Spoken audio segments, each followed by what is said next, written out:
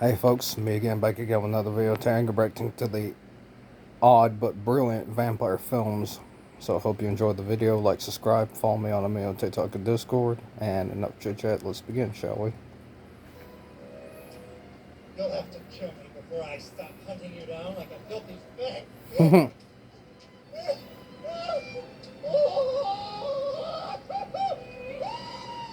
12 unusual but brilliant vampire movies, hidden gems of this genre. Vampires exist in every folklore in the world, and various mythologies have given them different shapes and sizes. Such an omnipresent creature was never destined to go unnoticed by filmmakers. Almost a century ago, Nosferatu, now that's a good film. F.W. Murnau made one of the earliest vampire films called Hey, can't help it, Nosferatu Instead, has a light switch vampires have been a fetish. staple in every era of filmmaking. They're probably as old as films themselves. But when countless films center on the same subject, they run the risk of becoming monotonous and repetitive. So we have compiled a list of vampire films which can be called hidden gems. These unusual pictures are actually just like vampires themselves, waiting patiently to scare the next viewer. These movies are not your typical vampire films, each feeling unique in their story, theme, and cinematization. Fasten your seatbelts or just get comfortable under your blankets because this one's going to be a little bit scary. Before we go into our explanation, we have a very small request. If you like our content, Check out their please channel. support us by subscribing to our channel. This is a small click for you, but for us, it means a lot. Thank you. Let's begin. Okay. Let's begin.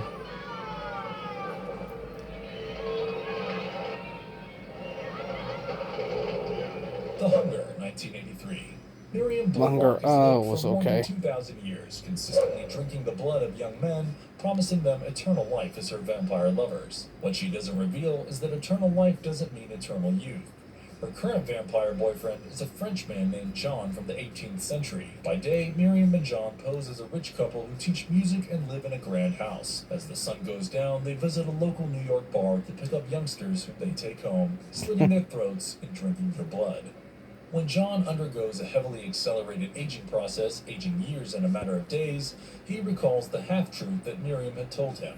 John visits Dr. Sarah Roberts, who's a specialist in the social and biological aspects of aging. As John gets fragile and weak, Miriam puts his undead body in a coffin with other coffins containing lovers from ages unknown. Sarah and Miriam build a sexual relationship, and Miriam targets her as the next companion. This is one bloodthirsty love triangle that we don't want to be a part of. Directed by Tony Scott, the brother of Ridley Scott. Yes, the same one. Ridley This Scott, film who is did Blade stylish, Runner. erotic, visually rich, and has a perverse sense As that of don't appeal. say- How many vampire films have we seen said with you undertones of would buy this lesbianism or film, then I don't know what will. Back in the 80s, when exploitation films and unreasonable gore was every horror hound's bread and butter, The Hunger feels like a breath of fresh air, distinguishing between gore and fear. However, the climax could have played out better, as it did in the book of the same name by Whitley Strieber, from which the film was adapted. We believe it's a unique film, blending the politics of love with eroticism, deception, and twisted vampirism. Am I not all that you thought I would be? Night Flyer, 1997.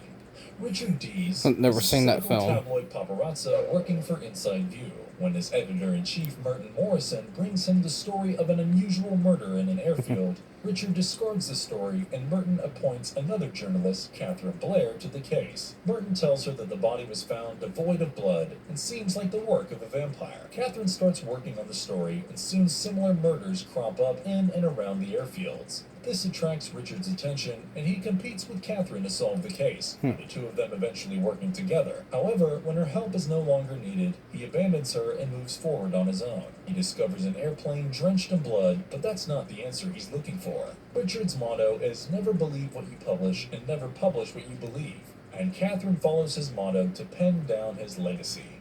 You must have guessed by now that this film is an adaptation of one of Stephen King's short stories of the same name.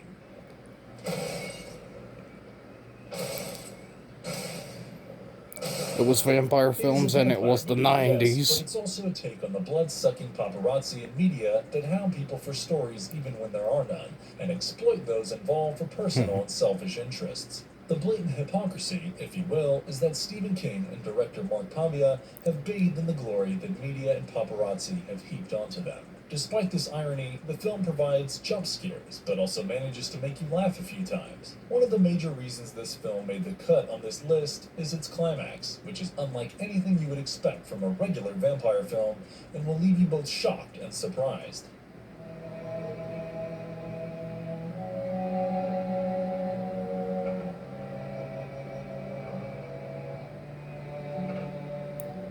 Putting a vampire in a toy box. Kronos, 1993. In 1536, an alchemist built a device that could give eternal I've youth seen to its that owner by creating a little wound, video the outside being a before. resultant vampire's hunger for human blood.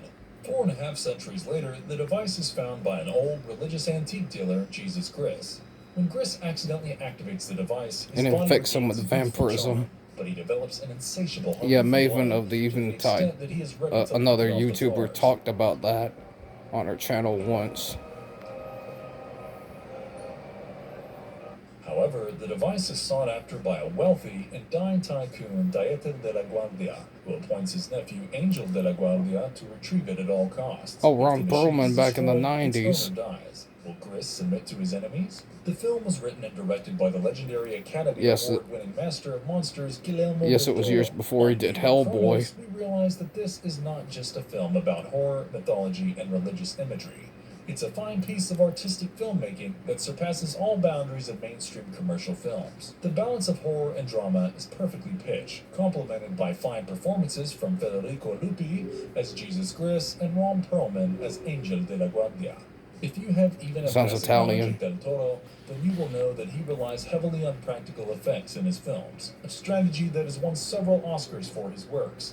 Kronos is a classical Del Toro film with visually rich sequences and a story that's equal parts dark and emotional. A few scenes where Gris speaks to his granddaughter bring out the film's empathetic substance, giving a brave variation of vampirism on screen as we know it. We definitely recommend this one if you're in the mood for an intelligent, stylish vampire flick which tells a grotesque gothic horror tale from a relatively modern angle.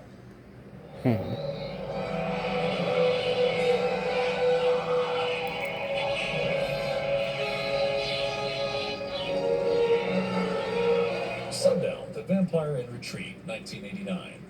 Under the leadership of the ancient and powerful elder Mardulak, a colony of vampires has sought to live a peaceful A life community and of coexist with vampires. humans. They settle down in a small desert town of Purgatory, feeding off a machine that makes artificial human blood. When the machine stops functioning, the happy-go-lucky vampires call its engineer and designer. For some unknown reason, the engineer thinks it would be nice to bring along his wife and 2 young daughters on his business trip to Vampire City. Meanwhile, a vampire named Ethan Jefferson is rousing a group to bring about a revolution in the community, reverting to the old ways of killing humans and drinking fresh blood. To add to the conflict, a young descendant of Van Helsing is in town, aiming to butcher all vampires. Friends, we present to you an epic take on a vampire civil war.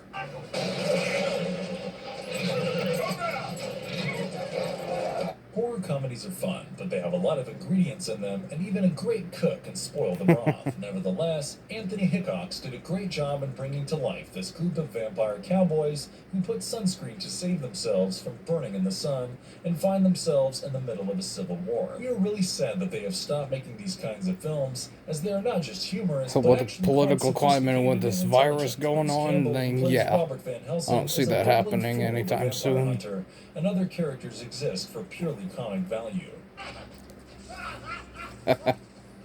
So while the film contains a lot of laughter, love, and lore, there's also an extremely uplifting moral at the end. It might not make you go, "Aww," but it'll leave you smiling when the credits roll.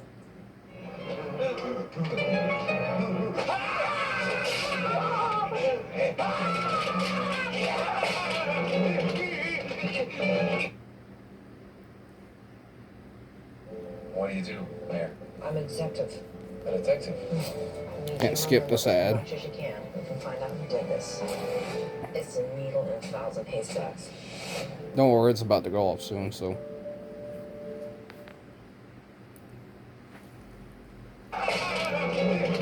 Mr. Vampire, 1985.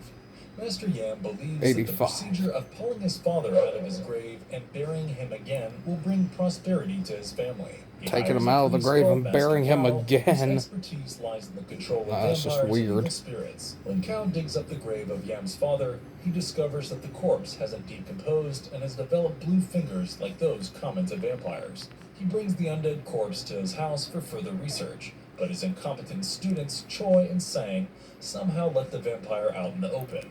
And this is no ordinary blood-sucking vampire moving through hops in its quest to claim victims. Naturally, the hopping vampire aims to kill everyone who is involved with digging its grave.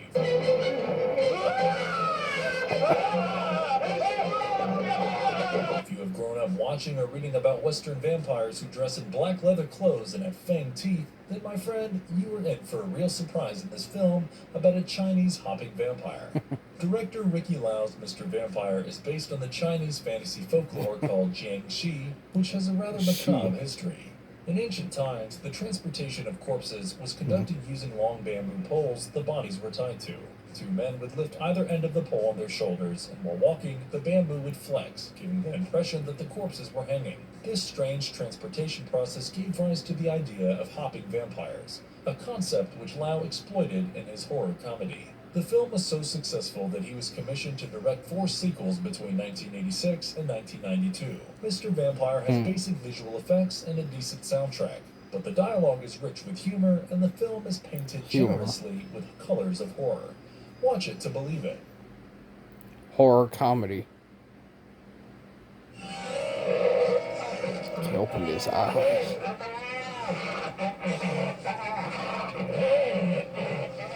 Life Force, 1985. When Halley's Comet Life Force, that film was alright. Years, a team of British and American astronauts attempt to take a closer look at the stellar phenomenon. A space shuttle is launched named Churchill under the command of Colonel Tom Carlson. On the Comet, the crew discovers a 150-mile-long spaceship containing remnants of alien bats, as well as 3 humanoids in a deep sleep. The crew brings the 3 humanoids, 1 woman and 2 men, aboard Churchill. Soon, Earth loses contact with Churchill, and a rescue mission is sent to the ship, only to find that the crew is dead. How's the orbit looking? You can see it's stable, but there's nothing. Carlson later lands on Earth in an escape pod.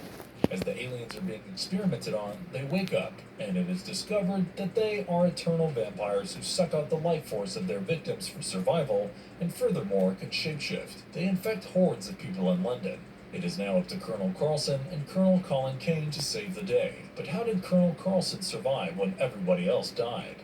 So, we've had vampires from ancient times, we've had vampires from all corners of the world. Just when it seemed that there could be Hey, it no was the varieties 80s, of deal with vampires, it. Toby Hooper directed Life Force based on a novel by English author Colin Wilson called The Space Vampires. The Kettler vampires don't suck blood.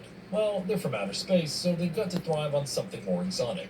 The film was brilliantly crafted, but the camera work and screenplay were both noticeably flawed. Having said that, the film boasts a sadist seductress among its characters and provides nudity, violence, and amazing effects reminiscent of more standard 80s sci-fi films. The bottom line is, this movie is amazing in parts, but just doesn't deliver as a whole, and yet we're sure that genre fans will appreciate it for what it is.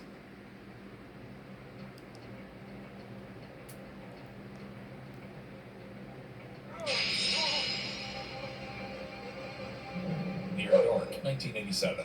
On a late night, Caleb Colton gives a ride to a beautiful drift. Basically the Western film he asks her for a kiss, of but Lost instead Boys. She bites him and disappears. Later in the day, the sunlight burns Caleb, and he realizes what the bite meant. It was actually good.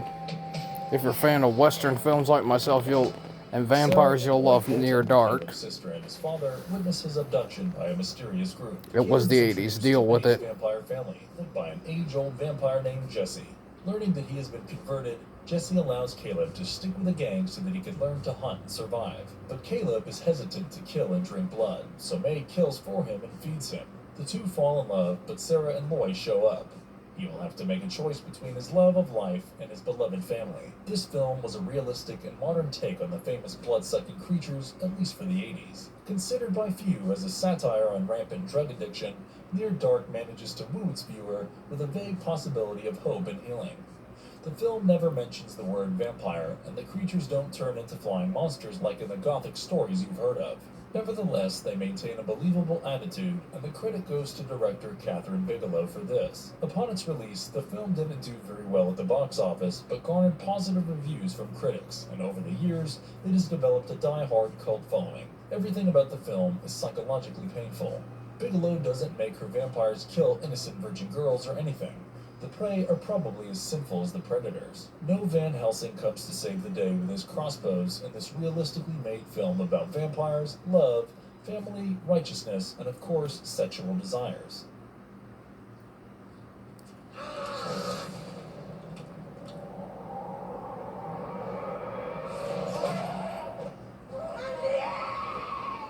Night Watch, 2004.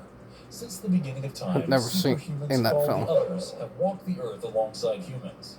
The Others are divided. Different groups follow the forces of light and dark. Many centuries ago, these two sides met in a devastating battle, but both sides were equally strong with no clear winner in sight. The elders of the two sides called for a truce, and it was decided that the days would be governed by the side of light, and nights would be governed by the forces of dark. However, the Elder of Light set up a police force named Night Watch to keep check on the evil vampires and to stop them from ravaging the city of Moscow. In present times, Anton has joined the Night Watch and seeks to avert a legendary prophecy. According to this prophecy, the most powerful Other will be born and will side with the forces of dark, ending the stalemate. Director Timur Bekmambetov intended this to be the first part of a 3-film trilogy.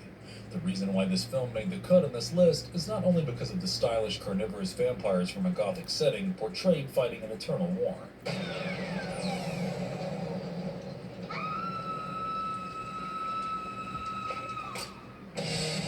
This one makes the list because Bekmambetov picked up a very American story of a supernatural fight between the good and the bad, or light and darkness in this case, and he embedded the story in Russian culture and theme. Right from the start, the film looks American but feels Russian, portraying a kind of experiment that has never before been undertaken in a vampire film. Moreover, the line between good and evil is blurred several times, and the viewer is often left with a choice and Cold freedom War to make their own reference. judgments. We think this is one of the best vampire trilogies from any Russian director, and it came at a time when Stephanie Meyer's famous saga had not yet been adapted for screen. So enjoy. You haven't even told me your name. Judy Glassford.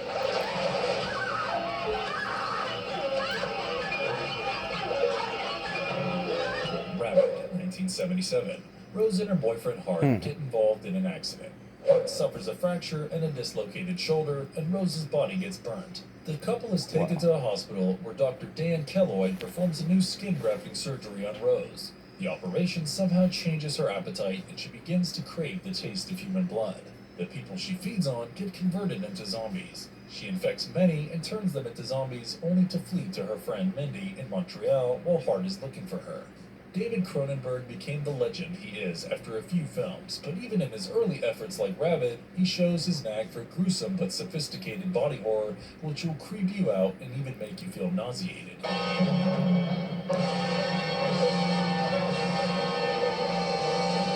A unique take on vampirism and zombification, this film just mixes the two. Unlike Vampires other meet flicks of the zombies. period, Cronenberg uses That's science good. as the cause of zombification instead of bloodthirsty fang vampires. It is also noteworthy that Rose doesn't attack from her mouth. She sucks the blood from a newly developed orifice under her armpit, which is equipped with a red stinger-like organ. It is slightly disappointing that all these exciting concepts and novelties were not developed as much as they could have been. Most of them serve a purpose in the film, but are otherwise left underdeveloped. Nevertheless, this is still a visual masterpiece that can horrify any layman and quench a gorehound's thirst for the nasty and grotesque.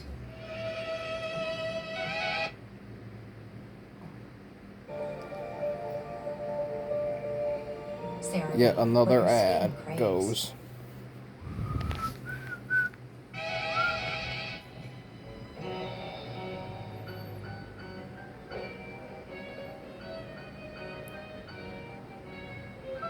Marty, 1978. Marty looks like a 20-something-year-old young man, but he Okay. claims to be 84 years old and that he's a vampire. He heavily sedates funny. his victims and slices their bodies to drink their blood. Somehow, he goes to live in Wow. a small Pennsylvania town with his granduncle Tate Kuda and cousin Basically, Kusima. Tate is So basically, apprehensive of every Martin being the Coomer and first to Boomer have there his is ancient ever. vampire Nosferatu, while his cousin promises to save his soul. The lonely Martin finds love in a local housewife, and his urge to drink blood is reduced. But soon his withdrawal symptoms kick in, and he goes on a rampage.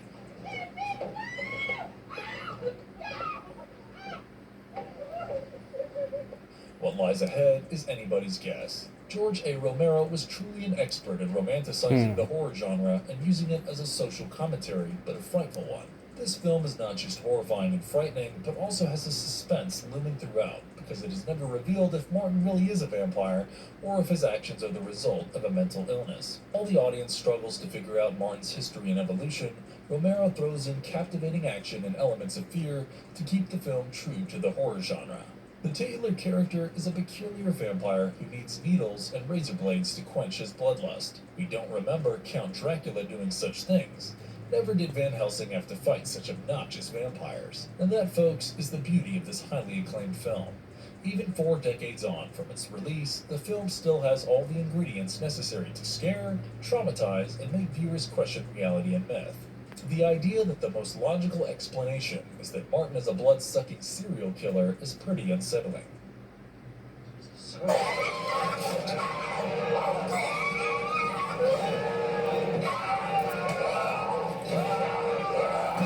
The end, 2010. Owen is a sensitive, Never seen that unhappy, film. and bullied 12-year-old boy who lives in Los Alamos, Beaten New to death. Mexico with his mother.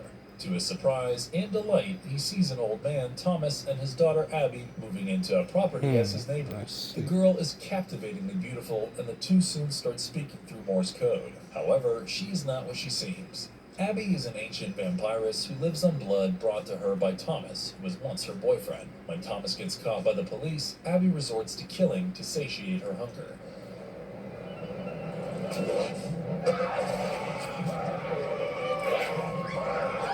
Abby reveals her true identity to Owen, and he is scared, but at the same time, he loves her. Let Me See is an English remake of the Swedish romance horror film Let the Right One In. It's an unusual fairy tale between a boy and a vampiress. The elements of horror and fear are captivating, and at the same Vampirous. time, the chemistry between the two leads, played by Cody Smith-McPhee and Chloe Grace Moritz, is engaging. It's a simple story of young love that's both dark and sweet. The film is remade, there's a high chance that it won't please the audience nor critics, simply because it exists under the dangling sword of comparison. However, director Matt Reeves was efficient enough to make improvements in plot and action. Cody and Chloe add to the quality of the film. Their naive innocence and adolescent charm bewitches the audience who hope for a happy ending. But should that happen, Owen would end up like Thomas, a psychologically unsettling thought. This unique take on vampirism ultimately asks a simple question. In love, how far is far enough? Please give me another chance.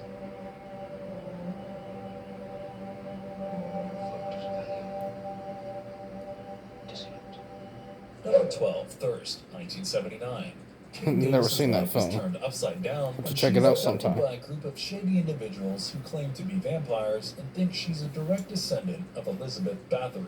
Bathory was a 16th century countess known to the world as one of the first serial killers. She sent more than 100 young girls to the afterlife through acts of sadism. The group calls itself the Brotherhood and takes Kate to a farm where they harvest human blood from bodies and feed on what they extract in order to retain their youth and vigor.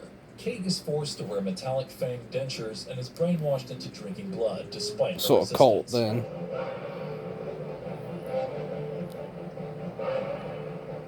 For how long can Kate fight her building urges? We've grown up watching vampire flicks. In almost all of them, vampires are known to kill, and some unlucky or motivated folks try to put an end to this ongoing massacre. There's always an abundance of blood, and usually some high-octane fight and horror sequences thrown in for some good measure. However, how many films have you seen that explore how a vampire is formed? This unusual and horrendous transformation from a human being to a bloodthirsty beast must be physically and psychologically tormenting.